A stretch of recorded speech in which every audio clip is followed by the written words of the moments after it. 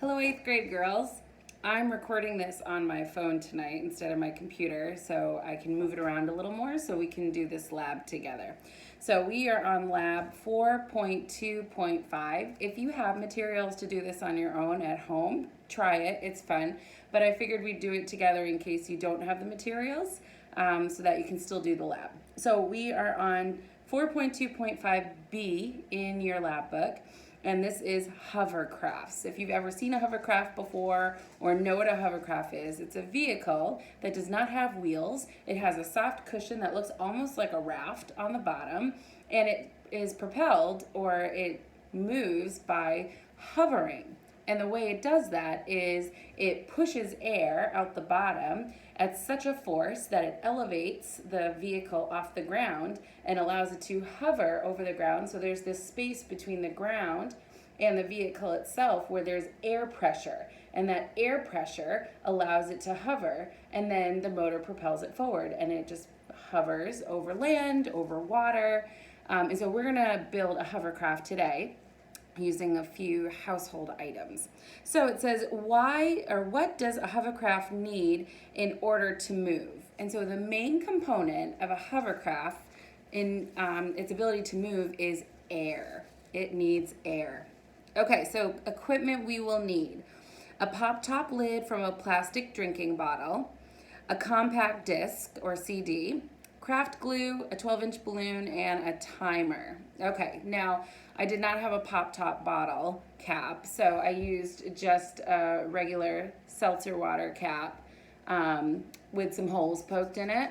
I hot glue gunned it to the Taylor's Christmas CD. Hopefully you're not big fans of them and offended at the fact that I have turned their Christmas album into a hovercraft, but it's all in the name of science. Okay, and we have our balloon. I've tried this a few times, so I know it works. So my balloon is a little deflated, but we're going to use it anyway. Okay, so first, glue the base of the pop top to your CD so it covers the hole in the center of the CD. Okay, so we hot glue gunned it, so I know it's not going to pop off. It's on there pretty good. And the hole is open, and you can see the air holes through the bottom so that air can go through. Okay. Allow the glue to dry completely. Success. Make sure the pop-top lid is closed. Now for this one, because we don't have one that we can control the air, the hole on my CD is just small enough that I'm just going to keep my thumb over the top to keep the air in until we're ready to make it hover. Okay. Inflate a balloon as large as you can without popping it. Count the number of breaths it'll take to record and record that number. Okay, so count with me as I go.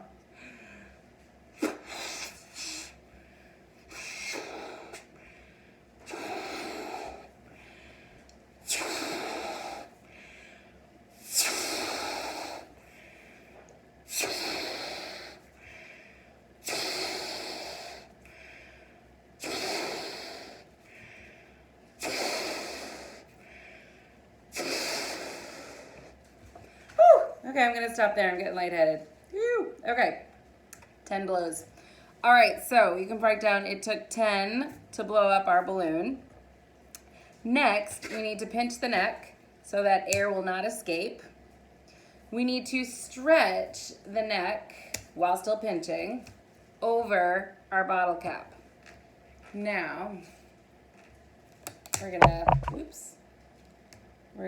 stretch it over the top. Let me see if I can point this down so you can see what I'm doing. All right. We're gonna stretch this over the top. Get my fingers. All right. Oh no. Okay. Stretch it. Okay. We are on. I have it firmly pressed down to my book so that air is not escaping.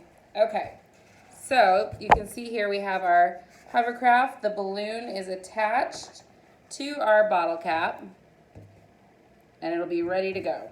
Okay, so place the hovercraft on a flat surface. We're on my dining room table. Start the timer. Open the pop top lid fully and push the hovercraft. Stop the timer when the hovercraft stops hovering. Record the time in seconds that the hovercraft hovered above the surface. Repeat the process 4 more times and record the results. Find the average time of the hovercraft and how long it hovered for. Follow steps 3 through 10, inflating the balloon to a medium size, then inflating it to a small size. Create a bar graph that shows the average hover time for each size balloon. Okay, so we're gonna give it a go here. I'm just realizing I probably cannot use the timer on my phone, so Mr. Pritchard, may I please use your phone timer, please?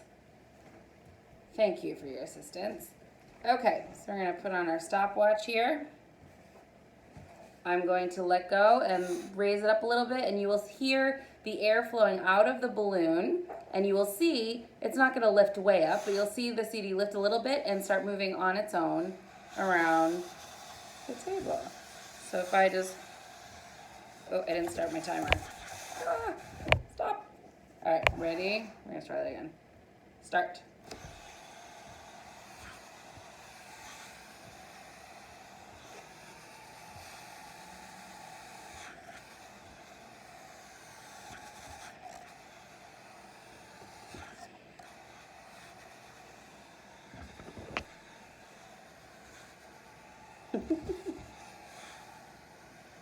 Hovering pretty good.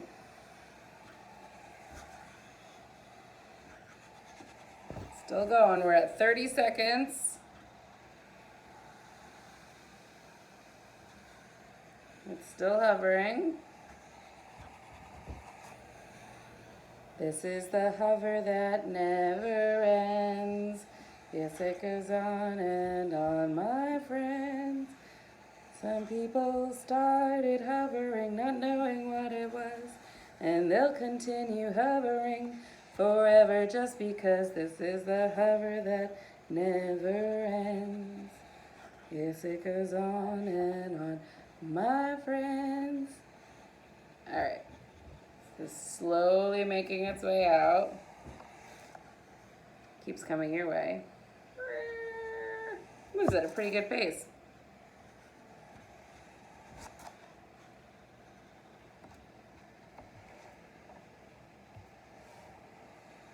It's still going. We're at 1 minute and 30 seconds.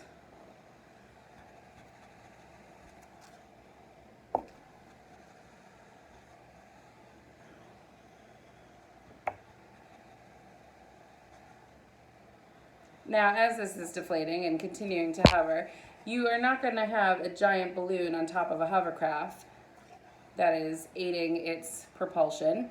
You have engines inside that press air or push air through various pipes to propel.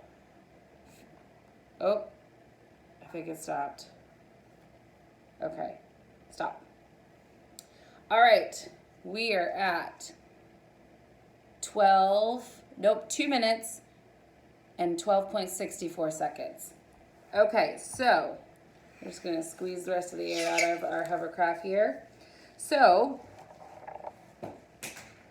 for our graph, it says we need to record the time, stop the timer when the hovercraft stops hovering, record the time in seconds that the hovercraft hovered over above the surface.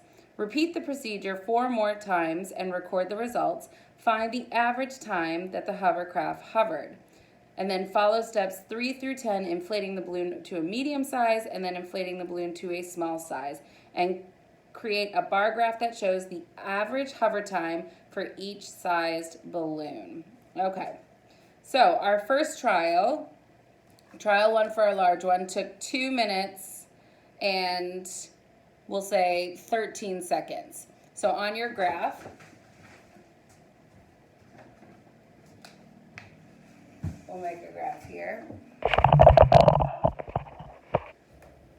We have trial 1, 2, 3, 4.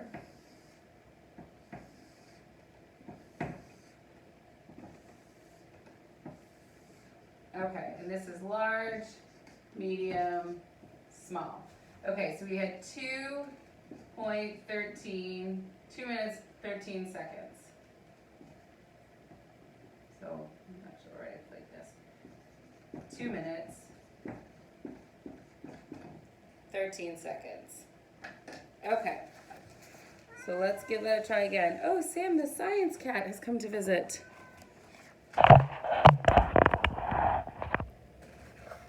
All right, so we're gonna try that again. I'm gonna blow it off again.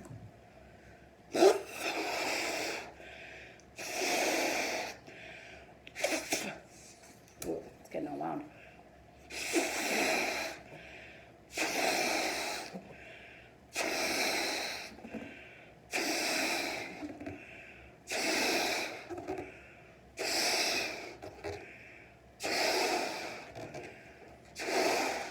Okay. We're gonna put this back on our hovercraft.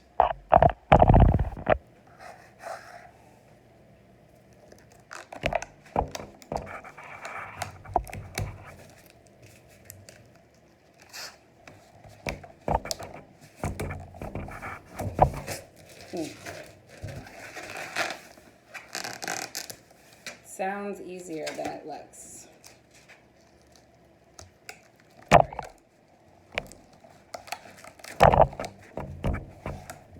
Nope.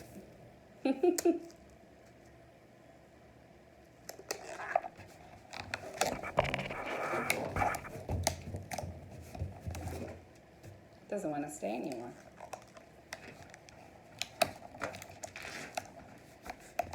Okay, I think we got it. We're gonna get our timer here.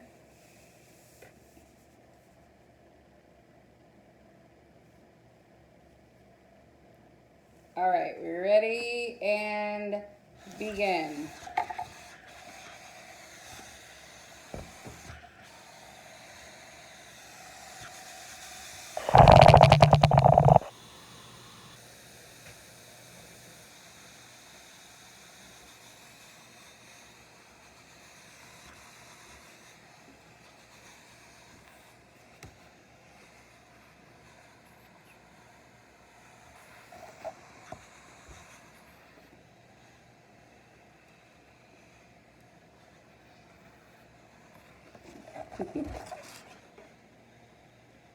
I'm just holding the balloon because the weight of the balloon is a little heavy for it, so it's staying still. But if I just lightly keep my hand on top, it allows it to move forward.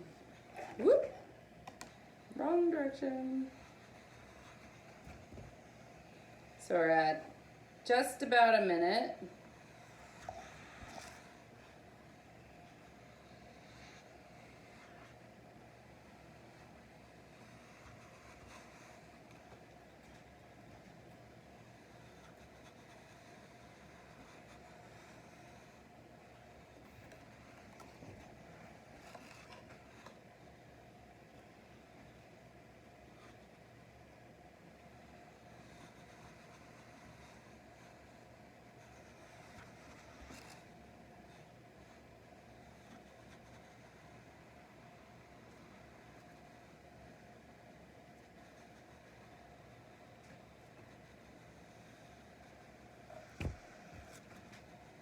It's still going.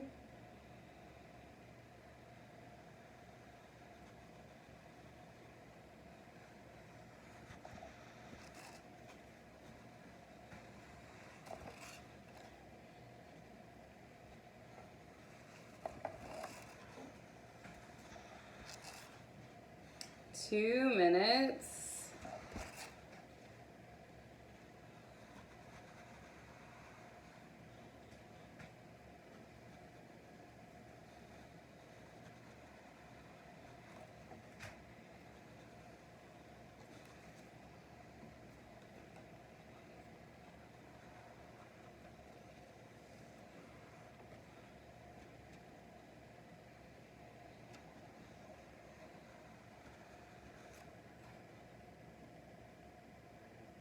All right.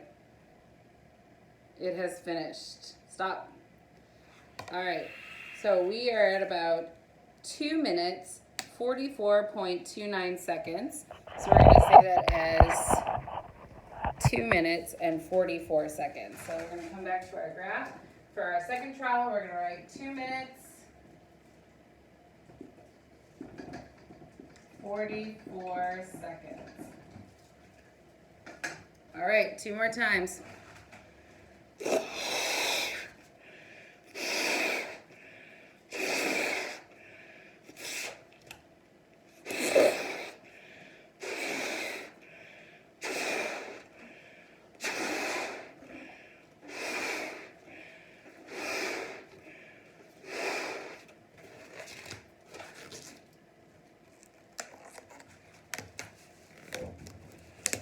Oh, huzzah, first time this time. All right, we're gonna reset the timer and begin.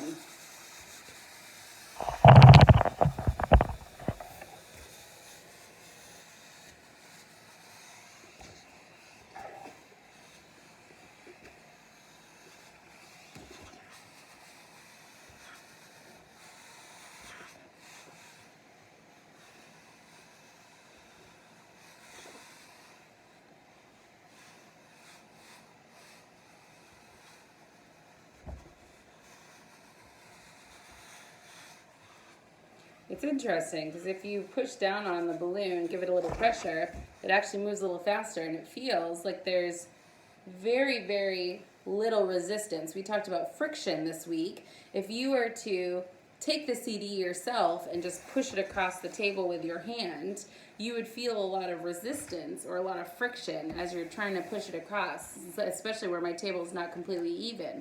But with the air being forced through a small hole in the middle of the CD, it's creating this barrier of air pressure as it's forcing air through, and it creates a cushion almost. And so as you push down, it almost feels like it's just gliding, like it's on ice. It's really quite neat. I know in recent time they've made hoverboards as well. And so not only can you use it as a whole vehicle, but they have like hoverboards, like a skateboard that just hovers above the air, and that runs off of a motor with a fan that pushes the air down and allows you to hover across the sidewalk. All right, we are at 1 minute and 50 seconds. We still have quite a good amount of balloon left to deflate.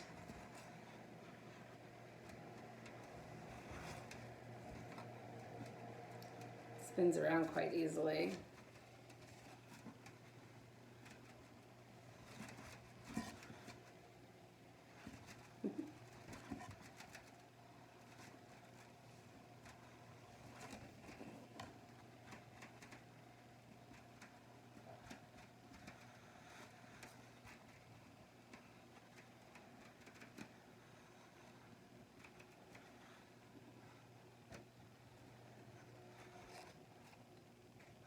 Our poor balloon is getting a little withered. Okay, I think it stopped. Stop. A little closer to our last one. This one ended up being 2 minutes, 39.9 seconds. So 2 minutes and 39 seconds. We will add that to our graph.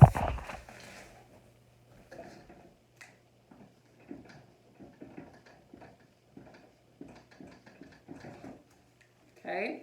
Hopefully you're able to see the graph we're doing here.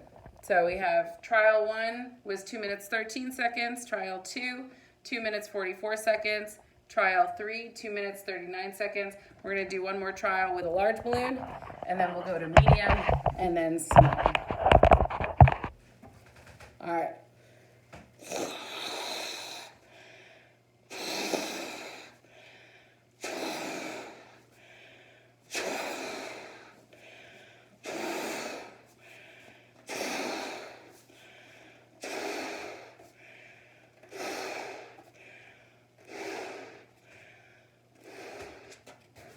Woo-wee.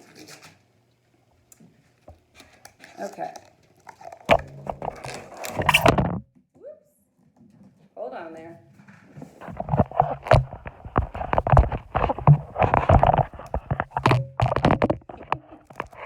Too many things at once. Okay.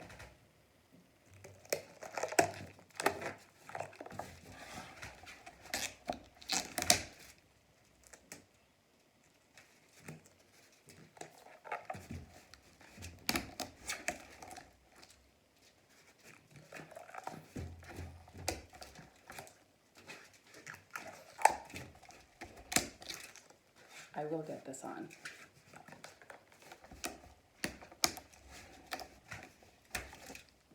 Maybe not.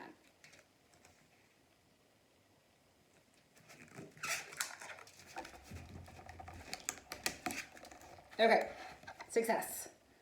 I'm gonna reset our timer and go.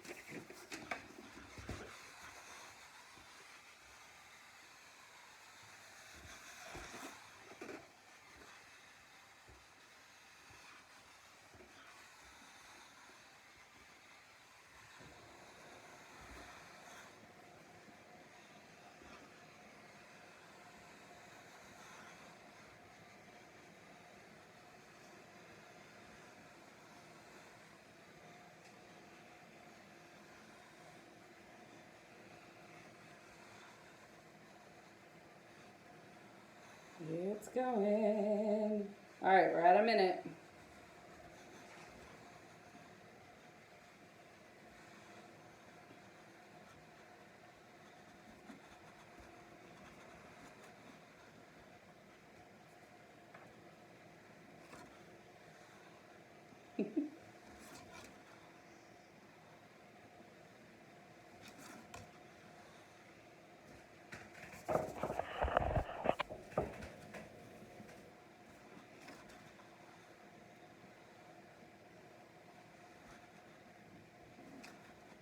I don't know if you can hear the air. You can hear it at the beginning, it was pretty loud, kind of fizzing out through the bottom, but now that there's less air pressure inside the balloon and it's becoming equal with the air pressure outside the balloon, you've got less and less air being forced out of the balloon. And that's why the balloon actually doesn't completely deflate when we're doing it, because at some point the air pressure pushing the air out of the balloon is equal to the air pressure pushing in on the balloon, and so you end up with some air still staying in the balloon. But it is still going. The slightest bit. We are at 2 minutes and 18 seconds.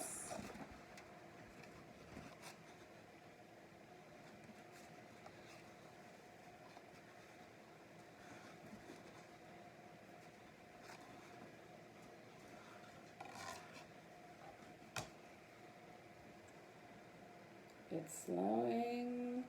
It's still going though.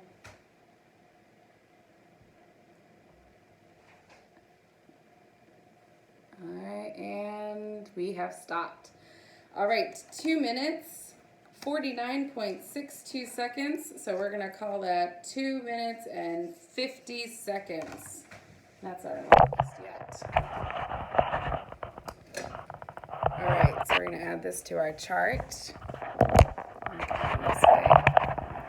All right, so test group 4, we have 2 minutes and 50 seconds. Okay. Now, I'm just gonna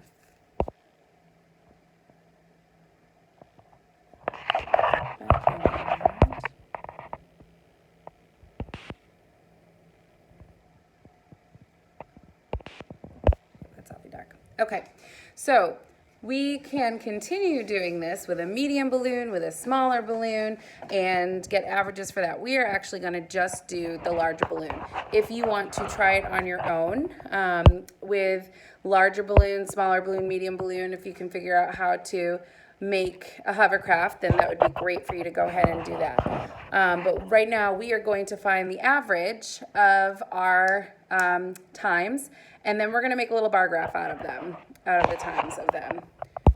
Okay, so To find the average of our times, we are going to be adding them together and then dividing them by 4. So let me see if I can set this up.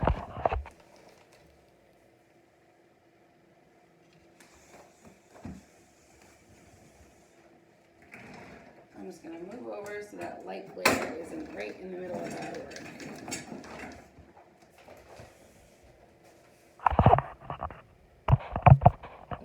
It's still there.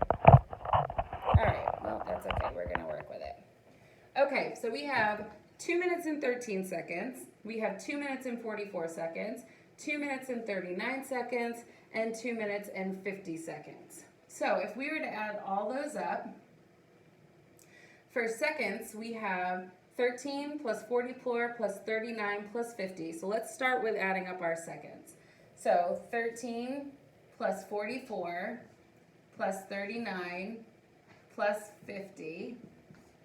When we add all of those up, we get 7, 16, and then we get 4, 5, 6, 7, 8, 9, and 14. All right, so we get 146 seconds. If we were to divide that by minutes, there are 60 seconds in a minute. So if we say 60 goes into 146, 60 would go into 146 2 times, which would be 120. And we would get 6, and we would get 2. And so we'd get 2 minutes with a remainder of 26 seconds. All right, so we're going to add those 2 minutes to our 2 minutes over here. And so now we've got 2 minutes, 2 minutes, 2 minutes, 2 minutes, plus 2 more minutes, and 26 seconds left over. So we have 2, 4, 6, 8, 10, and 26. So 10 minutes, 26 seconds. And we are going to divide that number by 4. So we have 4 goes into 10 and 26 seconds, so 0.26. 4 goes into 10 2 times, which is 8. We subtract those, we get 2. We bring down the 2. 4 goes into 22 5 times, which is 20. We get 2 and 6. 4 goes into 26 6 times, which is 24. And we get 2. And then we can add a 0. 4 goes into 25 times, which is 20. And we get 0. So we get an average of about 2.56 seconds. Okay, so on your sheet you can write that as the average on the bottom there. Right under the 4th trial you have a spot that says average. And so you can write the average as 2.56, 2 minutes and about 0.56 seconds. Okay, now if we were to graph this information,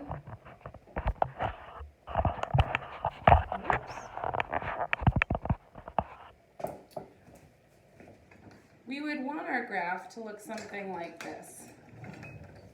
We would have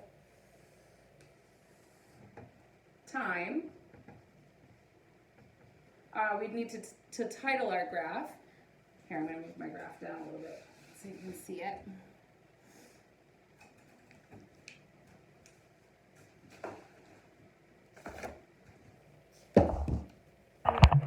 I can move you up. Here we go. Okay, so on our graph, if this were our graph, our title at the top would be hover times. And if you wanted to be more specific, you could write hover times for large balloon, because we only did the large balloon. And this axis is going to be labeled by time, and down here is going to be trial. We know we had 4 trials, so we're going to have 1, 2, 3, 4. And our time, our average is about 2 minutes, so we know we're not going over 2 minutes. Most of them hovered around 2 minutes, and so a good place to start would be we're obviously going to start at 0 because you got to start at the beginning when it's not hovering at all. And we can go by increments of maybe half a minute. We could do that. And so we could have 30 seconds, 1 minute, 1.5 minutes, 2 minutes, 2.5 minutes, 3 minutes. Okay, so there's our time for our graph.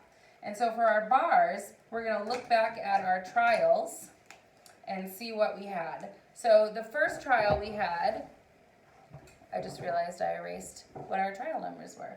So our first one was about 2, it was one of the lesser ones. And I'm trying to remember what it was first.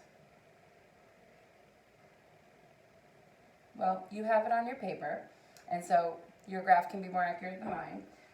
But it was over 2 minutes, but less than 2.5. I think it was 2 minutes and 20-something seconds. Okay, and so our first bar would go up to about there.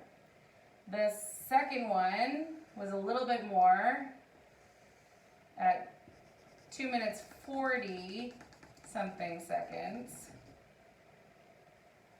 The next one I think was close, if not equal. And then the last trial was around 2 minutes 50 seconds, so almost 3 minutes. So our bar graph would look like that. Now, if we had done the other 2 balloons, we could have put them on the same graph and just chosen different colors. And so let's say we had the red for the medium-sized balloon. Now with a medium-sized balloon, there is less air in the balloon, and so it's obviously going to take less time for it to hover. It doesn't have as much air pressure to keep it floating for a long time. So your bars might have looked something like this for your medium-sized balloon.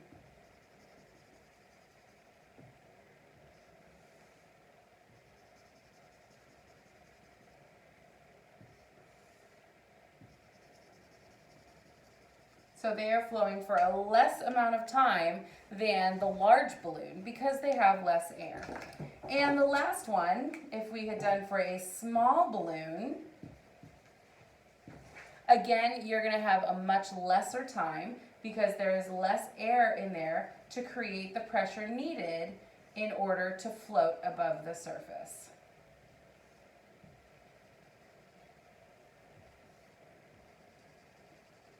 Okay, so your bar graph would look something like this, which shows that air pressure does matter. The amount of air that you have forced out of the balloon does matter when it comes to the length of time that you want your hovercraft to run.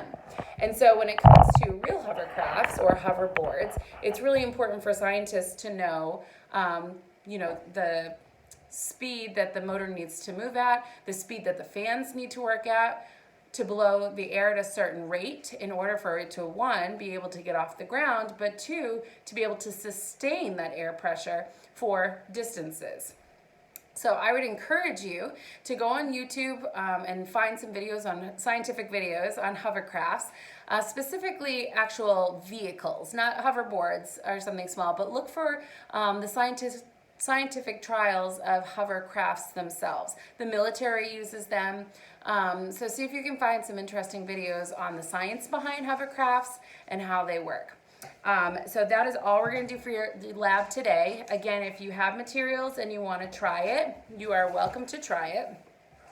On the back side of the page, you have a couple questions to analyze and conclude. So I'd like you to go through and analyze those now that we've done the lab together. So first, what is the purpose of the air released from the balloon? So once we let it go, when that air came through the cap and through the hole in the CD, what did it do? Why was that important to release that air in order for it to hover?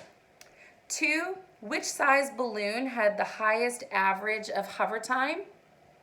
Okay, again, we only did 1, but we discussed what it would have been like if you had a medium-sized balloon or a smaller balloon. If the answer is not the same as the answer above, which size balloon had the highest hover time? And then how do the results compare with the hypothesis? So back to what you hypothesized. How do your results compare to that? Did it prove it correctly? Did it prove it wrong? What was your hypothesis? And number 5, what variables may have given incorrect results? So what things might have gone wrong that might have curved the results to be maybe not as accurate as possible? I know we had some struggles with getting the balloon onto the holder, onto our hovercraft. So, and also the balloon over time got really stretched out, and so I'm sure that changed the amount of air that was in the balloon or the amount of capacity that it had, and so that's a variable that's not consistent each time we did the trial. Also, how much air I was able to blow into the balloon compared to other times would adjust the amount of time that it was able to hover. All right, so go ahead and answer those on your own, and try and build one on your own if you can, and see if you can hop on the computer and find some videos on hovercrafts. I hope you enjoyed this time together, and I'll see you next time.